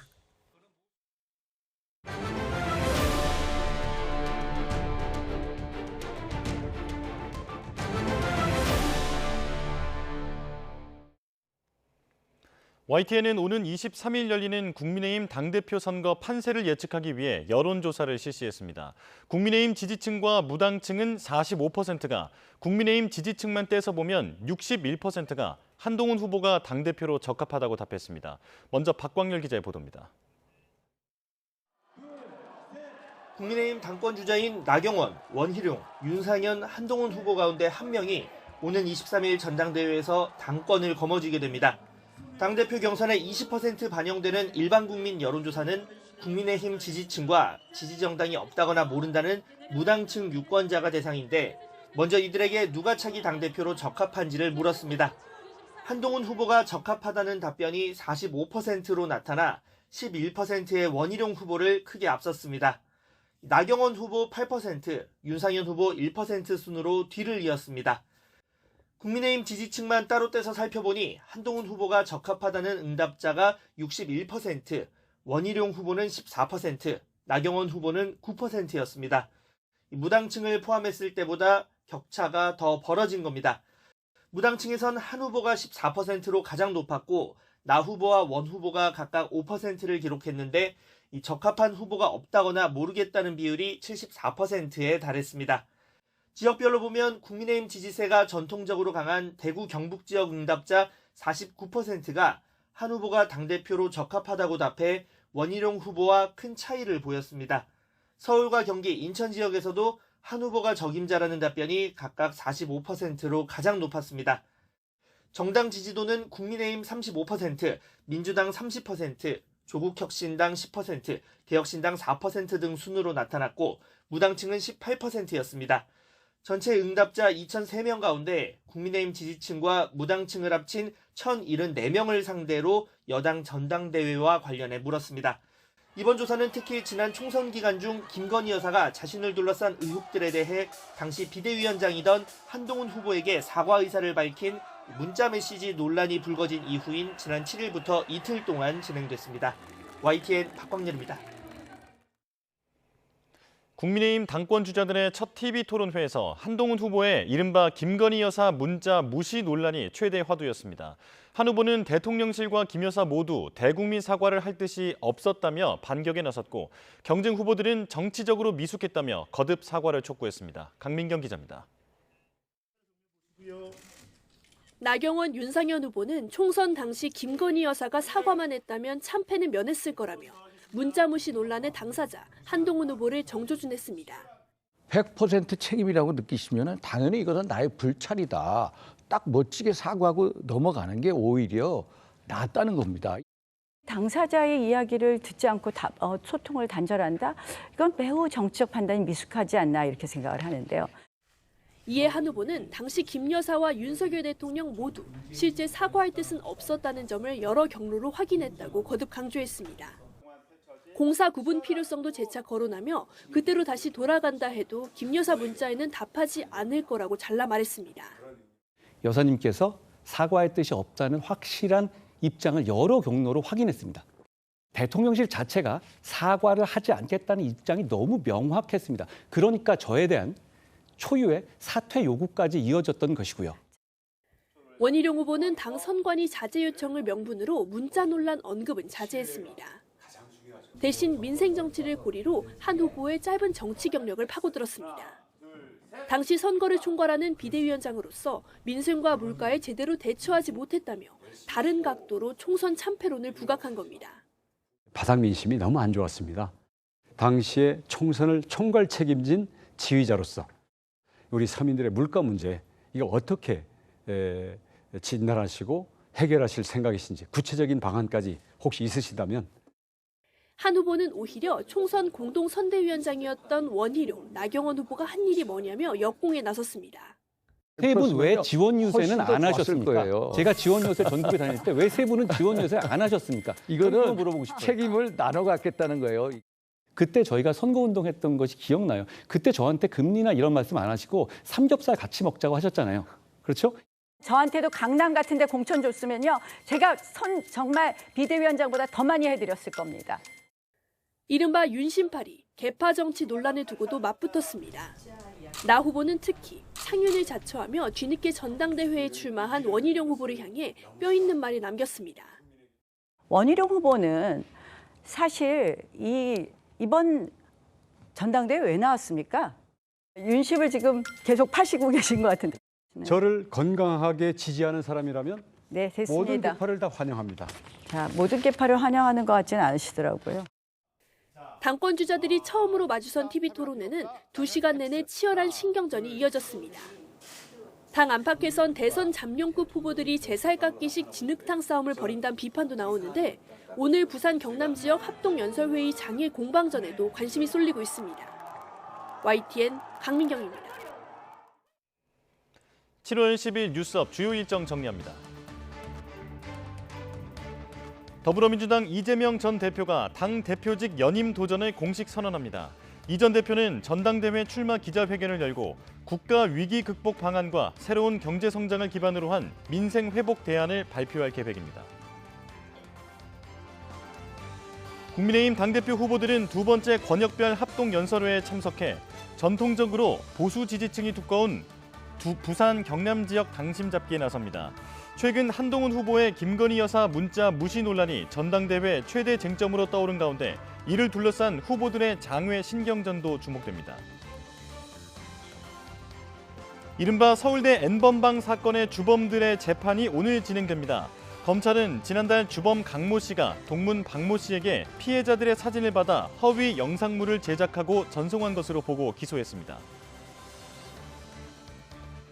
술을 마신 뒤 뺑소니 사고를 낸 혐의를 받는 가수 김호중 씨가 구속 상태로 첫 재판을 받습니다. 김 씨는 택시를 들이받은 뒤 도주하고 매니저에게 대신 자수를 시킨 혐의 등을 받는데 음주 수치를 특정하기 어려워 음주운전 혐의는 적용되지 않았습니다. 뉴스업 주요 일정이었습니다. 시청역 역주행 사고가 일어난 지 얼마 지나지 않아 이번에는 경기도 수원에서 70대 운전자가 몰던 승용차가 역주행하는 사고가 일어났습니다. 그런데 이번 사고 차량의 운전자도 브레이크가 들지 않았다며 급발진을 주장했습니다. 표정우 기자입니다. 회색 승용차가 중앙선을 넘어 반대편 차선을 달리던 흰색 경차를 들이받습니다. 승용차는 사고가 났는데도 멈추지 않고 그대로 내달립니다. 얼마나 빠르게 충돌했는지 경차에서는 바퀴가 빠졌을 정도입니다. 사고를 낸 승용차는 30m를 더 역주행해 또 다른 차량 4대를 들이받고 나서야 도로 한가운데 멈췄습니다. 저도 출근하면서 본 건데 그때 차량이 3대 있었는데 2대는 앞범퍼가 다 뜯겨져가지고 피해 차량 탑승자 3명은 가슴과 얼굴 등을 다쳐 병원으로 옮겨졌습니다. 사고 차량을 몬 70대 운전자는 경찰 조사에서 브레이크가 들지 않았다며 급발진을 주장했습니다. 다만 경찰은 급발진 주장은 운전자의 진술일 뿐이라며 모든 가능성을 조사하고 있다고 밝혔습니다. 경찰은 운전자가 술이나 약물에 취한 상태는 아니었다며 국립과학수사연구원에 사고 차량에 대한 정밀 감정을 의뢰할 방침입니다. 시청역 사고가 난 지 얼마 되지 않아 또다시 역주행 사고가 일어나면서 시민 불안이 커지고 있습니다. YTN 표정우입니다. 급발진 사고 의혹은 갈수록 커지는데 명확한 증거는 없어 급발진으로 결론난 사고는 아직까지 없습니다. 그래서 질주의 순간에 브레이크를 밟았는지 가속 페달을 밟았는지를 가릴 수 있는 페달 블랙박스 장착을 둘러싼 논쟁이 다시 뜨거워지고 있습니다. 김기봉 기자가 취재했습니다. 9명의 목숨을 순식간에 앗아간 시청역 자동차 돌진 사고. 질주하는 차에서 손자의 이름을 불렀지만 결국 떠나보내고 말았던 강릉 자동차 사고. 운전자의 잘못인지 자동차 결함인지 판단이 엇갈리는 사고가 수없이 이어지면서 사고 당시 운전자가 무슨 페달을 밟았는지를 명백히 가려줄 수 있는 페달 블랙박스에 대한 논쟁이 다시 뜨거워지고 있습니다. 페달 블랙박스는 일부 중소기업들이 10여 년 전부터 개발했지만 적외선 카메라로 운전자의 발을 실시간 촬영해 무슨 페달을 밟고 있는지 확인이 가능한 이 블랙박스는 급발진 사고의 진실을 가려주는 획기적인 장치가 될 것으로 기대됩니다. 당시엔 수요가 많지 않고 제도적 지원도 없어 널리 보급되지 못했습니다. 이후 급발진 논란 사고가 잇따르자 정부가 목소리를 냈지만 실질적인 진전은 없습니다. 국토부는 지난해 7차례에 걸쳐 완성차 회사들에게 페달 블랙박스 옵션 장착을 요청했지만 답변은 부정적이었습니다. FTA 조건 등 자동차 수출입 문제로 의무 장착이 곤란한 상황에서 선택 사양으로 개발할 경우 채산성이 맞지 않을 수 있다는 입장입니다. 자기들이 이제 많이 개발 비용을 들여서 개발을 해놨는데 이제 아무도 안 선택하면 이제 손해를 볼 수 있잖아요. 그렇게 해서 조금 이제 이에 따라 실질적인 대안을 택해야 한다는 주장도 있습니다. 중소기업들이 개발한 페달 블랙박스의 성능을 정부가 인증하는 절차를 거쳐 실제 상황에서 판단의 기능을 할 수 있도록 하자는 것입니다. 인증을 해서 제대로 품질이 되는 것을 정부에서 검증을 해주고 또 인센티브를 주기 위해서 보험 단체에서 지금 페달 채널이 들어가면 뭐 7%, 8%까지 할인을 해준다든지.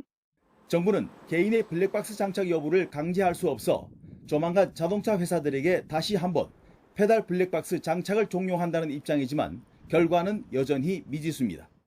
YTN 김기봉입니다. 음주운전을 하다가 오토바이 배달원을 치어 숨지게 한 클럽 DJ 안모 씨가 1심에서 징역 10년을 선고받았습니다. 안 씨는 피해자가 깜빡이를 켜지 않았다며 책임을 돌리기도 했는데 재판부는 받아들이기 어려운 변명이라고 질타했습니다. 김다현 기자가 보도합니다. 클럽 DJ인 20대 여성 안모 씨는 지난 2월 서울 강남에서 면허 취소 기준을 훌쩍 뛰어넘는 만취 상태로 운전대를 잡았습니다. 결국 중앙선을 침범하고 다른 차량을 들이받아 부상자가 생겼지만 제대로 구호 조치를 하지 않고 현장을 떠났습니다. 이후에도 안 씨는 과속까지 하며 질주하다가 오토바이 배달원을 치어 숨지게 했습니다. 1심 재판부는 음주운전을 강하게 처벌해야 한다는 사회적 요구가 계속 있었다며 과실범이지만 고의범에 가까운 책임이 있다고 질타했습니다.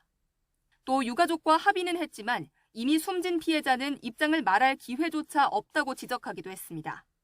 안 씨 측은 재판 과정에서 피해자가 깜빡이를 켰다면 속도를 줄일 수 있었을 거라고 책임을 돌리기도 했는데 재판부는 이해하기 어려운 변명이라며 반성하는지 의문이 든다고 꼬집었습니다.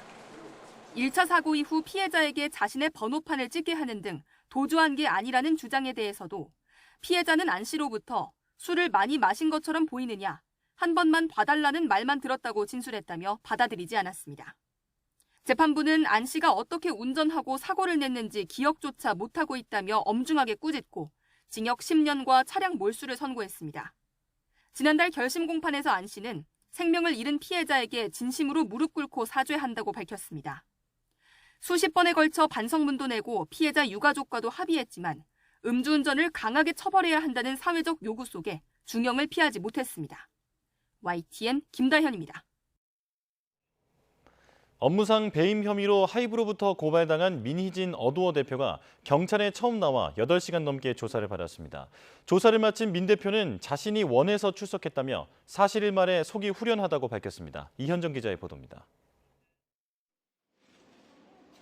모 회사인 연예기획사 하이브로부터 업무상 배임 혐의로 고발당한 민희진 어도어 대표. 첫 조사는 8시간 넘게 이어졌는데 경찰서를 나온 민 대표의 첫 마디는 사실대로 말해서 후련하다는 거였습니다. 근데 제가 원해서 먼저 조사받으러 나온 거거든요. 제가 뭐 성격도 급하고 하고 싶은 말이 좀 많아가지고 사실대로 얘기해서 저는 속이 너무 후련하고 그냥 잘 얘기했어요. 민 대표는 조사에 앞서 YTN에 이제는 자신이 하이브에 반격할 차례라며 사실대로 정면 돌파하겠다고 밝혀왔습니다. 자신이 어도어에 대한 배임을 저질렀다는 게 말이 되느냐며 하이브 측 주장을 부인하고 자신이 먼저 경찰에 나오겠다고 했다며 그동안 하이브가 일방적으로 입장을 전해왔지만 이제는 진짜 사실이 뭔지 밝히겠다고 말했습니다. 앞서 하이브는 지난 4월 민 대표가 자회사 어도어를 독립시키고 경영권을 탈취하려 했다며 고발장을 접수했습니다. 내부 감사를 통해 구체적인 관련자 진술과 물증까지 확보했다고 밝혔는데 민 대표 측은 지분구조상 경영권 찬탈이 불가능하며 계획을 세우거나 실행한 사실이 전혀 없다며 맞서왔습니다. 하이브가 저를 배신했다고 생각하거든요. 실적을 잘 내고 있는 주주들한테 도움이 되고 있는 계열사 사장을 이렇게 찍어 누르려고 하는 게 배임 아닌가. 저는 사실 그렇게 생각하거든요. 민 대표는 조사에서 다른 자회사인 빌리프랩과의 갈등에 관해서도 언급한 것으로 전해졌습니다. 하이브 측은 민 대표 주장에 대해 공식적인 대응 계획은 없다며 수사 결과를 지켜보겠다는 입장을 밝혀왔습니다. YTN 이현정입니다. 태국 파타야에서 발생한 한국인 관광객 살인 사건의 피의자가 캄보디아 프놈펜에서 오늘 오전 국내로 강제 송환됐습니다. 경찰청은 오늘 오전 7시 40분쯤 납치와 살인 혐의 등을 받는 27살 A씨가 인천국제공항을 통해 강제 송환됐다고 밝혔습니다. A씨는 지난 5월 3일 태국 파타야에서 발생한 한국인 관광객 살인 사건의 피의자 3명 가운데 한 명입니다. 범행 직후 A씨는 캄보디아로 도주했다가 첩보를 입수한 경찰 주재관과 현지 경찰의 공조를 통해 지난 5월 14일 검거됐습니다. 내년도 최저임금으로 경영계는 동결을, 노동계는 시간당 12,600원을 제시했습니다. 최저임금위원회 사용자위원 측은 어제 오후 정부 세종청사에서 열린 제9차 전원회의에서 내년도 최저임금을 올해와 같은 시간당 9,860원으로 동결할 것을 요구했습니다. 반면 노동계는 올해보다 27.8% 인상한 시간당 12,600원을 제시했습니다.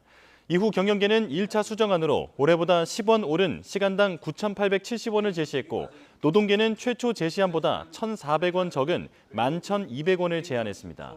이미 법정 시한을 넘긴 내년도 최저임금 결정을 위한 마지노선은 이달 중순까지로 다음 주 안에 결론을 내야 합니다.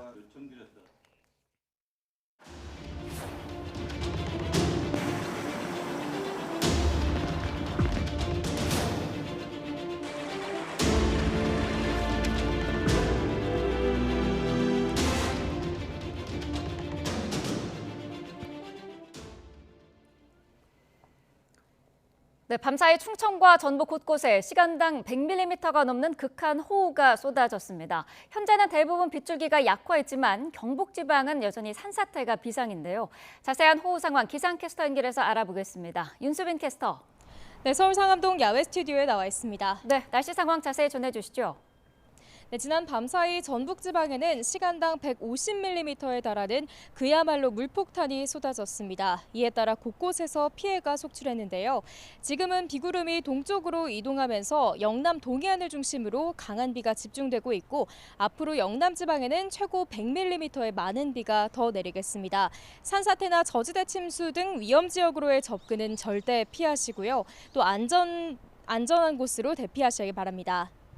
밤사이 자세한 비 상황부터 살펴보겠습니다. 전북 군산 어청도의 시간당 146, 전북 익산 함라면의 시간당 125.5, 충남 서천 마서면에도 시간당 111.5mm의 물폭탄이 쏟아졌습니다. 이로 인해 자정 이후 지금까지 내린 비의 양도 무척 많습니다. 전북 익산 함라면에 무려 257mm, 충남 부여 양화면에도 무려 141mm의 폭우가 기록됐습니다. 지금은 비구름이 동쪽으로 이동함에 따라 남해안과 영남 해안에 강한 비가 집중되고 있는데요. 이들 지역에는 호우경보가, 그밖에 남부지방 곳곳에 호우주의보가 발효 중입니다. 오늘 낮까지 충청 이남에는 30에서 최고 60mm의 강한 비가 집중되겠습니다. 앞으로 영남 지방에 최고 100mm의 많은 비가 더 내리겠고요. 전북 북부에 최고 60mm, 그밖의 지역은 5에서 30mm가 예상됩니다. 지금 산사태를 가장 주의해야 할 곳은 경북 지방입니다. 현재 붉은색으로 표시된 경북 김천과 구미, 성주에는 산사태 위험 등급이 1등급 수준인데요. 이 지역에 계신 분들은 되도록 실내에 머무르시되 주변 전조 증상이 있는지 꼼꼼히 살펴주시고요. 주변에 높은 산이 있다면 안전한 대피소를 미리 확인해 주시기 바랍니다. 오늘 밤에는 비가 대부분 그치겠습니다. 이후 주 후반에는 정체전선이 남하하면서 남해안과 제주도를 중심으로 장맛비가 내리겠고요. 내륙에는 무더위 속에 소나기가 자주 내릴 전망입니다. 비와 함께 충청과 호남, 제주도에는 강풍특보가 발효 중입니다. 초속 20m 이상의 돌풍이 예상되는 만큼 시설물 관리와 안전사고에 각별히 유의해 주시기 바랍니다. 지금까지 서울 상암동 야외 스튜디오에서 YTN 윤수빈입니다. 네, 전북에 쏟아진 장맛비로 하천이 범람해 완주군 운주면 마을이 고립됐습니다.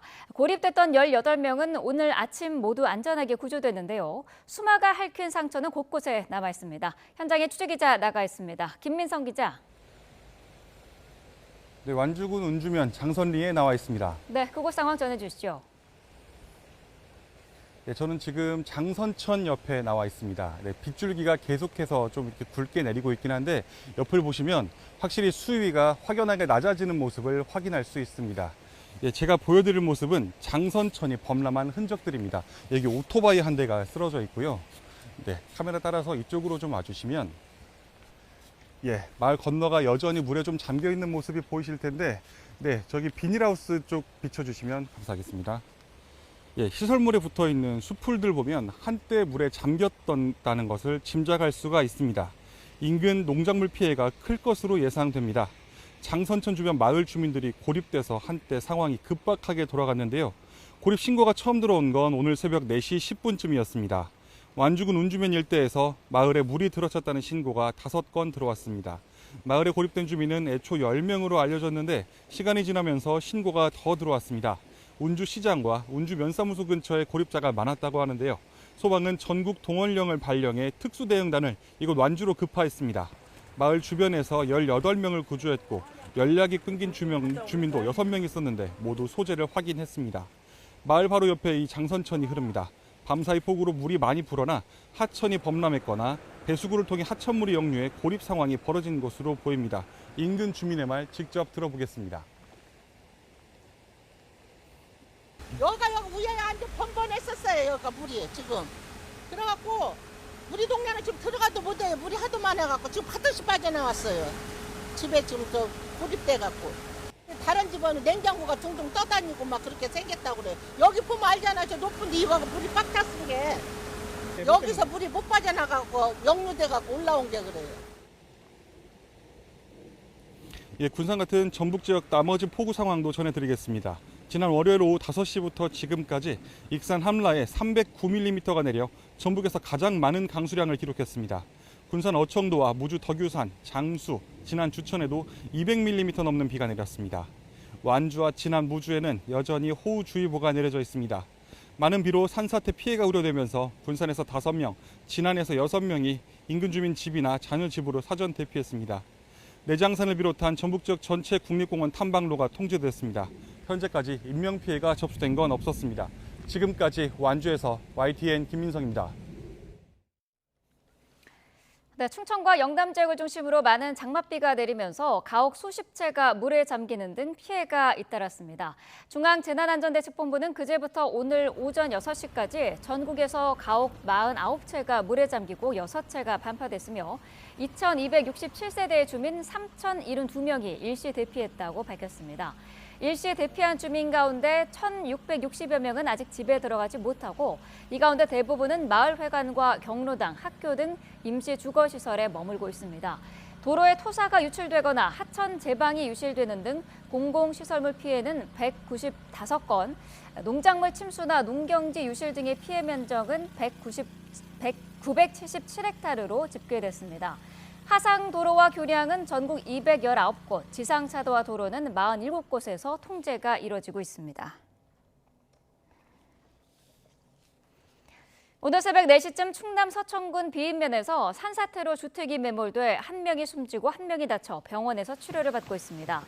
산사태로 주택 내부에 있던 부모가 매몰됐고 소방이 구조 작업에 나서 70대 남성을 병원으로 이송했지만 끝내 숨졌습니다. 오늘 새벽 2시 50분쯤에는 충남 논산시 내동에 있는 오피스텔 지하 2층 엘리베이터에 사람이 갇혀 있다는 신고가 접수됐습니다.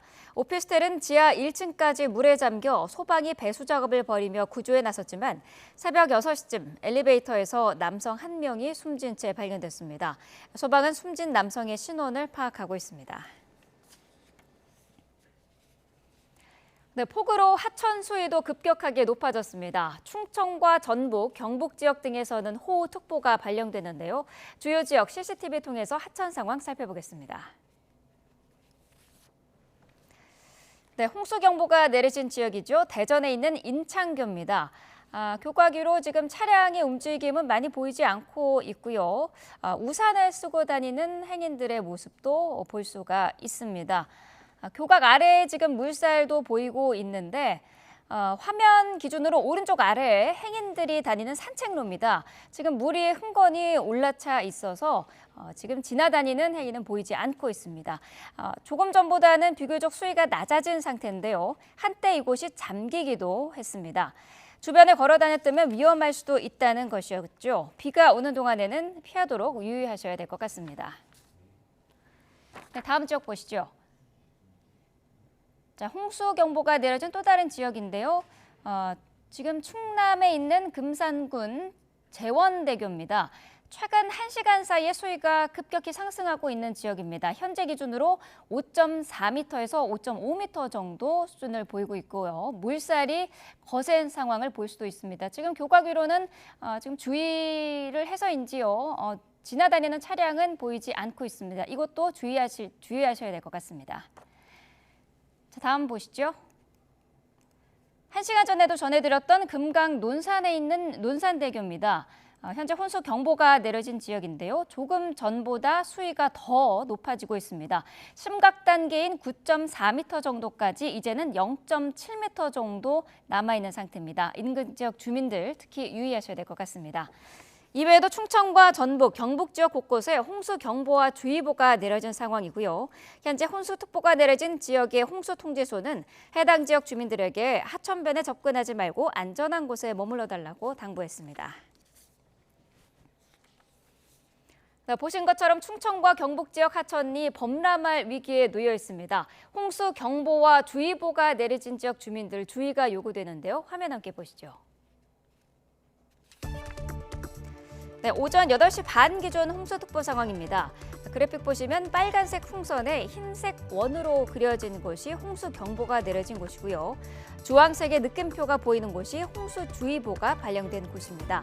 현재 충남 논산과 예산, 대전 일부 지역, 경북 상주 주변 대부분 하천에 홍수경보가 내려져 있고요. 자, 홍수경보 어떤 의미인지도 좀 짚어보도록 하겠습니다. 발령 지점의 수위가 기준치의 70%만큼 찬 상태인데 이후 더 높아질 것으로 예상될 때 홍수 경보가 발령됩니다. 이외에도 최근 5년간 평균 수위를 비교했을 때 80% 정도가 되면 발령하도록 기준을 세우고 있는데요. 하지만 하천의 모든 구간 수위를 일일이 확인할 수는 없겠죠. 제방 정비 상황을 보고 필요하다면 홍수 통제소 판단하에 선제적으로 내리기도 합니다. 홍수주의보는 경보보다는 낮은 단계입니다. 기존 수위 50%가 되거나 최근 5년 평균 수위 60%가 됐을 때 발령하는데요. 하천의 폭이 좁을 경우에는 수위가 비교적 급격하게 상승할 수 있는 만큼 주의보를 건너뛰고 바로 홍수경보가 내려질 수도 있습니다. 홍수특보는 홍수통제소 홈페이지에서 확인할 수 있습니다. 이동 중이라면 내비게이션이나 지도 앱을 이용할 수도 있는데요. 특보가 발령된 지역 반경 1.5km 이내로 진입하게 되면 내비게이션 화면이나 음성으로 직접 안내가 되고 있습니다. 인근 지역에 있다면 각 홍수통제소에서 긴급 문자도 수시로 확인하시면 좋을 것 같습니다. 네, 이렇게 많은 비가 내리면서 충청과 전북, 경북 지방의 산사태 위기 경보가 심각 단계로 상향됐죠. 산사태 피해 발생하기 전 골든타임 확보를 위해서 올해부터 산사태 예비 경보 제도가 도입됐는데요. 산사태 예비 경보가 나오면 어떻게 해야 하는지 홍상희 기자가 전해드립니다. 내가 사는 지역에 산사태 예비 경보가 내려지면 어떻게 해야 할까요? 산사태 예비 경보는 올해부터 추가로 도입한 산사태 특보입니다. 기존에 있었던 산사태 주의보와 산사태 경보 2단계 사이에 한 단계가 늘어난 겁니다. 지난해 7월 경북 예천 등에서 집중호우 뒤 산사태로 인명피해가 발생하자 산림청에서 사람들이 대피할 수 있는 골든타임 확보를 위해 만든 장치입니다. 산사태 주의보는 토양의 수분 함유율이 80%일 때 내려지고 사전 준비가 필요한 단계입니다. 주변의 대피소가 어딘지 미리 알아두고 기상 상황을 수시로 확인해야 합니다. 산사태 경보는 토양의 수분 함유율이 100%일 때 내려지는 위험한 단계로 지자체장이 의무적으로 강제 대피를 권고해야 하는 재난 수준입니다. 올해 도입된 산사태 예비 경보는 산사태 경보 바로 전 단계로 사전 대피에 나서야 할 때입니다. 산사태 예비 경보는 토양 함수율이 90%일 때 내려지며 사전 대피 시간을 1시간가량 추가 확보해 골든타임을 확보하는 것을 목표로 합니다. 다만 강제명령권이 아니기 때문에 내 집 앞에 예비 경보가 내려지면 보다 적극적으로 주변 대피소로 이동하는 것이 가장 중요합니다. 대규모 피해가 우려되는 상황에서는 산림청장이 직접 지자체장에게 대피를 권고하거나 지시할 수 있습니다. 만약 산의 경사면에서 갑자기 많은 물이 샘솟거나 바람이 불지 않는데 나무가 흔들리고 땅이 울린다면 산사태 발생을 의심해야 합니다. 또 산사태가 일어나면 발생 방향과 수직 방향으로 가장 가까운 높은 곳으로 대피해야 합니다. 안전한 곳으로 대피한 후에는 119에 신고합니다. 인터넷이나 스마트폰에서 산사태 정보 시스템이나 스마트 산림재해 앱에 접속해 실시간 정보와 기상 상황을 확인할 수 있습니다. YTN 홍상입니다.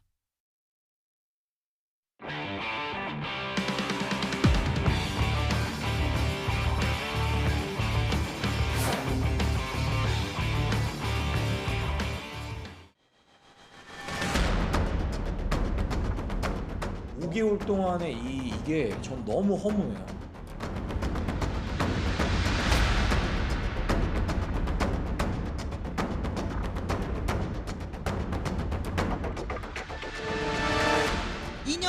의 넉넉한 임기를 보장하고 유럽 코치 2명의 두둑한 연봉도 약속했습니다. 홍 감독의 변심에는 한국 축구를 향한 책임감과 명예회복 욕구가 크게 작용했다는 게 주변 설명입니다.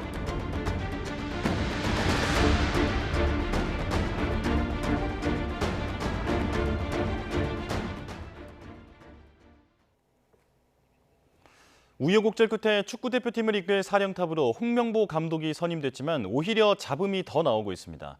적절한 절차를 지키지 않았다는 내부 비판부터 결국엔 K리그 감독 돌려막기라는 지적까지 나오고 있는데요. 최동호 스포츠평론가와 핵심만 짚어보겠습니다. 평론가님 나와 계십니까? 예, 안녕하세요. 네. 자, 감독 후보를 물색하고 추천하는 전력강화위원회에 참여했던 박주호 위원이 개인 유튜브 방송 중에 홍명보 감독 내정 소식을 듣고 전혀 몰랐다면서 황당해하는 반응을 보이면서 논란이 일고 있습니다. 일단 장면부터 보고 오겠습니다. 지금 홍명보 감독으로 발표됐는데. 어? 진짜로? 아, 설마. 야, 이거 봐. 지금 박주호 전력강화위원회 멤버가 지금 3개월 정도 했죠. 3-4개월. 3-4개월 동안 그렇게 5개월을 했는데 지금 이렇게 그냥 K리그 현직 감독을 딱 내정 박주호 위원의 표정에서도 드러나는데 후보를 추천하고 심사하는 사람이 감독 내정 사실을 몰랐다는 게 선뜻 이해되지 않거든요. 어떻게 보십니까? 전력강화위원회가 내부에서 토론하고 이 후보들을 정밀 검증하는 분위기가 아니었던 게 지금 밝혀진 거죠. 축구협회 해명으로는 위원들은 후보를 추천할 뿐이고 이 감독을 결정하는 것은 위원장이 한다고 밝혔는데요. 또 이 임생 기술총괄 이사도 그제 기자회견에서 홍명보 감독을 결정한 것은 자신이 혼자 했다라고 말했습니다. 여러 후보들을 추천받고 임생 이사 혼자서 결정했다는 얘기인데 그렇다면은 이 전력강화위원회가 얼마나 후보들을 검증하고 분석했는지에 대해서 의문을 가질 수밖에 없고요. 또 내부에서 소통이 원활하게 이루어지지 않았다라고 볼 수가 있겠죠. 전력강화위원회가 외국인 감독만 100명 들여다봤다고 하는데 저는 그 엉터리라고 생각합니다. 왜냐하면은 만나지도 못할 감독들을 후보에 많이 올려놓았죠. 대표적으로 헤수스 카사스 이라크 대표팀 감독, 현직 이라크 대표팀 감독인데 후보로 추천이 됐습니다. 그리고 이라크 축구협회가 안 된다고 한마디 하니까 후보에서 제외가 됐죠. 자, 이걸 두고서 이 전력강화위원회가 검토해서 후보로 추천했다고 할 수 있을까요? 이건 아니라고 보거든요. 이 전력강화위원회에 한마디로 문제가 많았다는 증거가 계속해서 나오고 있는 거죠. 자, 박주호 위원은 지난 5개월이 허무하다는 말까지 했는데요. 이어서 작심한 듯 비판 발언도 쏟아냈습니다. 축구협회가 절차를 지키지 않은 것은 물론 애초부터 한국 감독을 염두에 둔 것 같았다는 얘긴데요. 직접 보고 오겠습니다. 어떻게 보면 빌드업인 것 같아요. 왜냐하면 굉장히 그 회의 시작 전부터 그런 얘기를 계속해서 막 이어나갔어요. 국내 감독이 이제 국내 감독 해야 되지 않아? 이러면서 외국 감독님에 대해서는 설명할 때 이거는 안 좋고 저건 안 좋고 뭐 이런 얘기를 쫙 해요. 근데 국내 감독님한테 그런 게 아예 없어요. 축구협회 측은 체류 기한이 문제가 있거나 소속 협회와의 협의가 제대로 진행되지 않아서 외국인 감독을 영입할 수 없었다라는 입장인데 누구 말이 맞는 겁니까? 당초부터 이 홍명보 감독이 내정이 됐었다 또는 내국인 감독으로 선임하려고 했었다. 외국인 후보 감독은 들러리였다는 주장이 많이 나오고 있죠. 그런데 제가 알기로는 그렇지는 않습니다. 물론 이 전력강화위원회 위원들 중에서 국내 감독을 선호하는 분들이 계시니까 이 국내 감독을 주장할 수는 있습니다. 또 하지만 이 전력강화위원회 시작할 때 외국인 감독으로 간다는 것은 일종의 대명제였고요. 정문규 회장의 뜻이었던 걸로 알고 있습니다. 정혜성 위원장도 그렇고요. 이임생 기술총괄이사도 국내 감독으로 가야겠다라고 결심하게 된 배경은 이 전력강화위원회가 무능했기 때문인데 이 말은 무슨 말이냐 하면은 원하는 수준의 외국인 감독을 영입할 만한 정보력과 협상력이 부족해서 최종 후보들 만나서 얘기를 해보니까 이거는 안 되겠구나. 우리가 영입할 수가 없겠구나. 실감을 하게 된 거고요. 이것을 실감하고 난 뒤서부터 어쩔 수 없이 마지막 카드로 국내 감독을 생각하게 됐고 국내 감독 중에서는 김도훈 감독도 그랬고 황선홍 감독도 그랬고 모두 다 거절했기 때문에 마지막 카드로 홍명보 감독을 선택하게 됐다라고 봅니다. 예.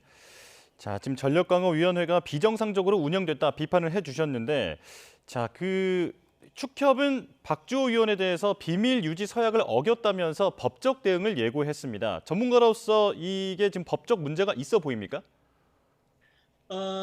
저는 이 법조인이 아니기 때문에 뭐 확실하게 말씀드리기는 힘들지만 개개의 경우 위원회 활동을 하게 되면 첫날 상견례를 하면서 몇 가지 공통적인 일을 하게 되는데요. 그 중에 하나가 서류에 서명을 하게 되는 겁니다. 그 서류 중에 하나가 바로 이 비밀 유지 서약인데 비밀을 유출했을 경우에 처벌을 감수하겠다는 요지의 이 비밀 유지 서약서이거든요. 이 박주호 의원도 비밀 유지 서약에 서명을 했고요. 이 때문에 박주호 의원도 비밀 유지에 대한 의무와 책임을 져야 되는 것은 사실일 수밖에 없습니다. 다만 박주호 의원이 개인의 이익을 위해서 전력강화위원회의 비밀을 유출한 것이 아니고 공익적 차원으로 비밀을 공개했다고 한다면 조금 좀 더 다른 이 정상을 참작할 만한 여러 가지 사실관계들이 보충이 되겠죠. 알겠습니다.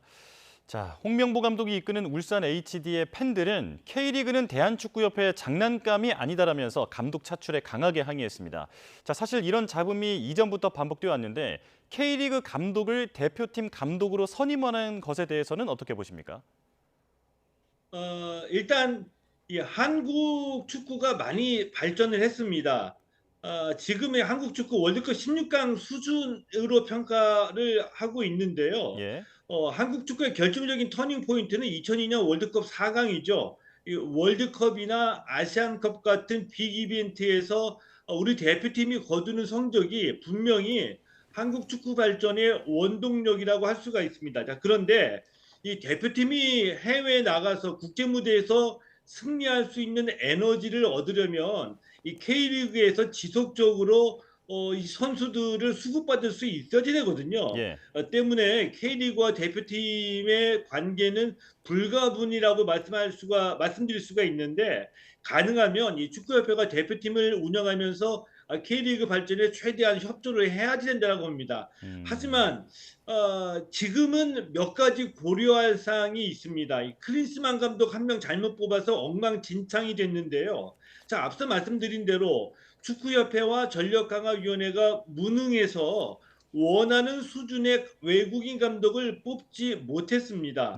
지금까지의 과정을 되돌아보면 지금 축구협회 전력강화위원회의 능력으로는 원하는 수준의 외국인 감독 영입하는 거 불가능해 보입니다. 자, 그렇다면 싫으나 좋으나 이제는 국내 감독밖에 없는 상황인데 지금의 이런 특별한 상황을 고려할 필요는 있다라고 봅니다. 네.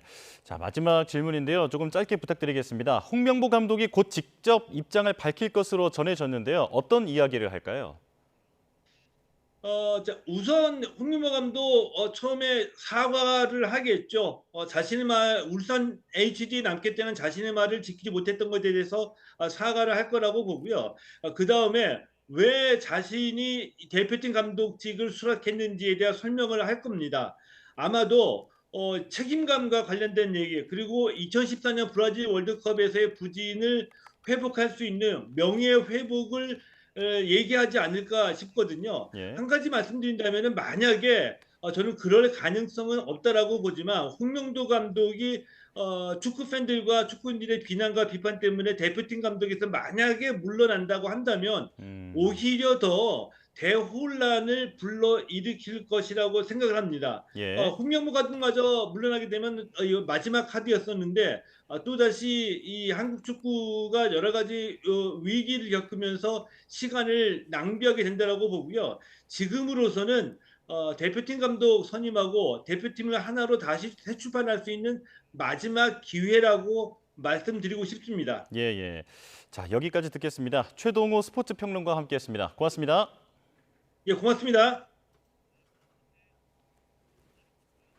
저출생 위기 극복을 위해 국가 차원의 총력전이 펼쳐지고 있지만 정작 아이를 절실하게 원하는 난임 부부들은 고충을 토로하고 있습니다. 미리 알기 어려운 공난포가 나오면 대부분 지자체가 지원을 끊는 등 정책의 사각지대가 여전하다는 지적입니다. 안동준 기자입니다. 거리에 길게 늘어선 텐트 행렬이 마치 야영장을 방불케 합니다. 쭉 따라가 보니 한의원이 나옵니다. 난임 부부들 사이에서 입소문이 자자한 곳입니다. 지금은 자정이 넘은 시각입니다. 진료가 시작되기까지는 9시간 정도가 남았지만 20팀이 넘는 난임 부부들이 벌써부터 이렇게 텐트를 치고 진료를 기다리고 있습니다. 7년 동안 시험관 시술에도 아이를 갖지 못한 40대 A씨 역시 간절한 마음으로 여기를 찾았습니다. 좋다는 건 다 해보고 있는데 지금 마지막 기회다 생각하고 오게 된 거죠. 애타게 아이를 원하는 사람들이 이처럼 적잖지만 정작 정책은 현실을 따라가지 못하고 있습니다. 난자가 채취되지 않는 공난포가 나올 경우 대다수 지자체가 지원을 끊는 게 대표적입니다. 공난포 여부를 예측하기 어려운 만큼 부담되는 시술 비용을 모두 감당해야 하는 건 아닌지 난임 부부들은 걱정부터 앞섭니다. 9번까지 횟수 남아있는 동안에 적어도 아무리 작아도 150만 원씩 나간다고 치면 그게 얼만데 1,000만 원이 넘는 금액인데 이거를 감당할 수 있을까? 과배란 유도주사 등 임신 확률을 높일 수 있는 시술의 건강보험 적용 확대를 바라는 이유이기도 합니다. 1년에 불과 사흘뿐인 법정 난임휴가, 그리고 사회적 인식 개선 또한 빼놓을 수 없는 부분입니다. 연간 수차례 난임 시술을 받는 상황에서 한 회차에만 많으면 한 달에 67번씩 병원에 갈 수밖에 없기 때문입니다. 회사 눈치 보여 아예 일을 포기하는 사람들이 상당합니다. 같이 일하는 동료가 월요일에 연차를 쓴다고 하면은 만약에 나 인공수정이 월요일날 잡히면 다시 나는 병원 못 가는 건가? 나는 그런 것 때문에 동료들이 연차 언제 쓰는지 좀 소조해요. 지난 2006년부터 정부가 저출생 위기 극복을 위해 들인 돈만 줄잡아 400조 원. 현장의 목소리에 귀 기울여 좀 더 세심한 정책을 마련해야 한다는 지적이 끊이지 않고 있습니다. 부모가 되고 싶으니까, 임신 한번 해보고 싶으니까 그런 간절함 때문에 그 힘들고 어려운 것을 하는 거예요. 그러면 정책이 어떻게 해야 돼요? 이런 부분들 포용해야죠. 오늘 밤 방송되는 YTN 탐사보도 프로그램 팩트 추적은 저출생 위기 시대 난임 정책의 한계를 짚어보고 대안을 집중 모색합니다. YTN 안동준입니다. 네, 뉴스업 수요일 순서 마치겠습니다. 내일 다시 뵙겠습니다. 고맙습니다.